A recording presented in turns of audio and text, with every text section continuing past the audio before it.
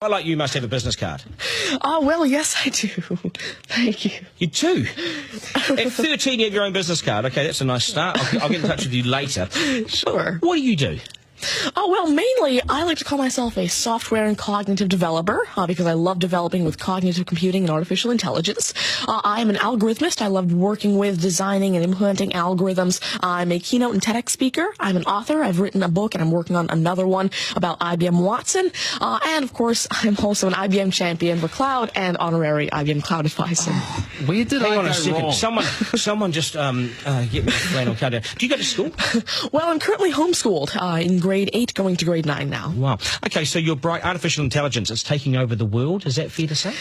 Well, you see, that's actually one thing that I believe a lot of people have this sort of misconception that artificial intelligence is this technology that was made to replace humans at really everything we do, whether it be, our jobs or whatever we do at home every day. But really what I believe is that artificial intelligence was developed and is continuing to be developed for the sole purpose of really augmenting our life and amplifying our skills or capabilities and what we can do every day. But what about when the computers actually learn that they're better than us?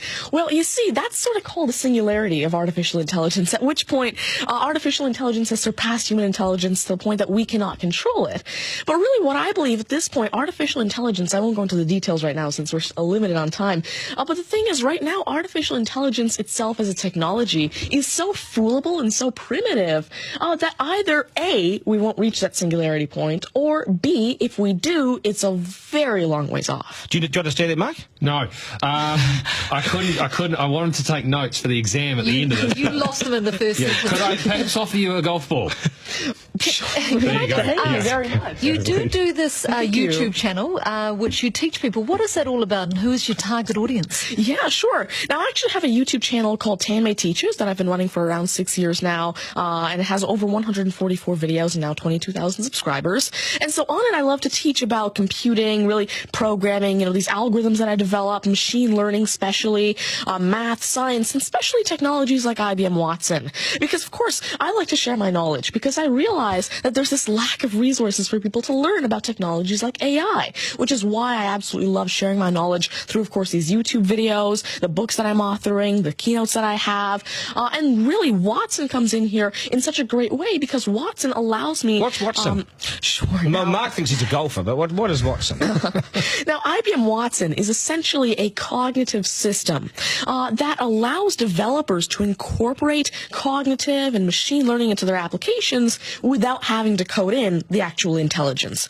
And what this means is that, of course, right now, really one of the main reasons developers aren't incorporating more machine learning into their apps is because it's so hard to do. It's really difficult to incorporate intelligence because... Has the I'm going to take this somewhere else, this interview. Has the Homeschooling Association of the World got hold of you as the front person?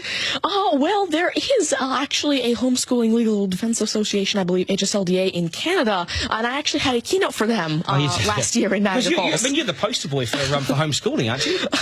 Well, I did have a keynote for them, and I talked a lot about the advantages of homeschooling and why it's great for kids who want to go into different and really targeted subjects. Okay, I want to get right down to business now.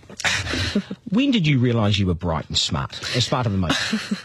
Well, I originally started coding when I was 5 with simple languages like FoxPro and Batch.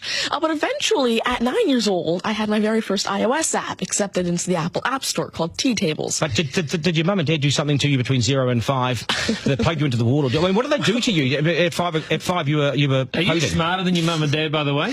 Already? Well, I have...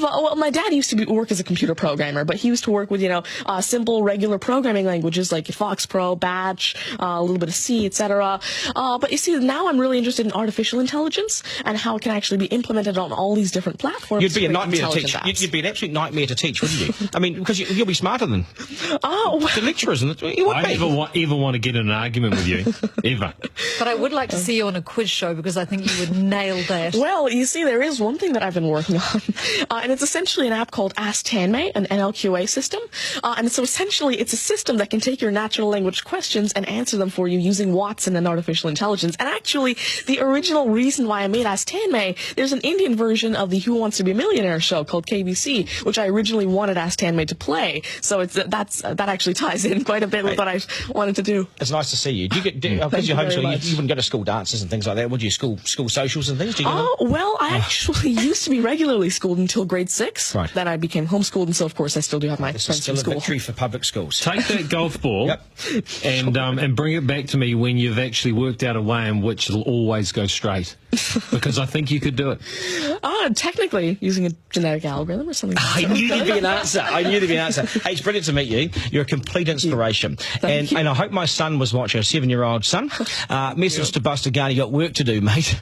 Do your homework, and we've got to sharpen things up. Nice to see you. Thank you very All much. the very best. Thank You're you. amazing. Thank you. You're amazing. Okay, news is next, and then we are joined by today's panel, which won't be as smart as this guy, but they'll still be good, and we will head back to some of the beach as well for a game of 9 and 10. So much pressure now on the contestant of 9 and 10 just to rip through it and get it right. It's coming up after 8.